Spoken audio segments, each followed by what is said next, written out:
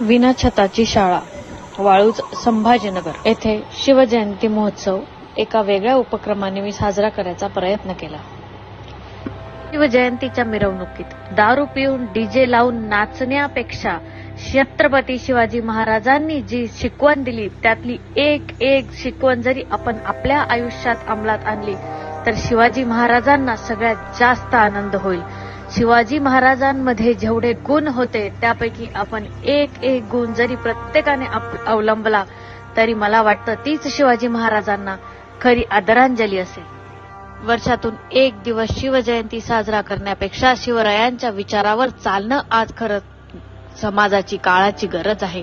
शिवाजी महाराजांचं धैर्य, संस्कृतीवर प्रेम, मुलीं, स्त्रिया, माया बहिणींविषयी आदर हे सगळे गुण आजच्या तरुण पिढीने आपल्यात आणले तरच खरा सुराज्य घडवू शकतो आणि स्वराज्याचं शिवाजी महाराजांनी जे स्वप्न बघितलं होतं ते पूर्ण होऊ शकतं। शिवजयंतीच्या दिवशी फक्त स्वतःचा न विचार करता सर्व समाजातील सर्व घटकांचा विचार करून एक सुराज्य घडवूयात याची आपण यावर्षी सगळ्यांनी शपथ घेऊ।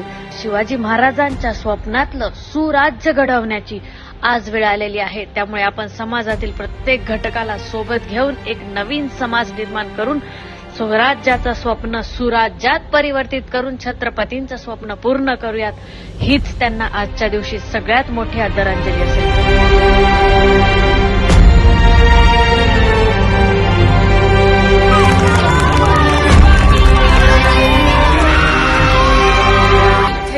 एका वेगळ्या पद्धतीने शिवजन्मोत्सव शिवजयंती साजरी करायचा प्रयत्न केला।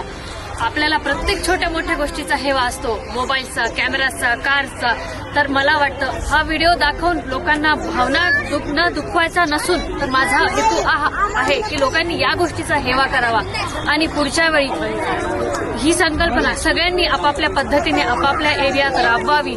मला वाटतं हेच खरं शिवछत्रपतींना आपल्याकडनं शिवजयंतीनिमित्त विनम्र अभिवादन असेल। धन्यवाद।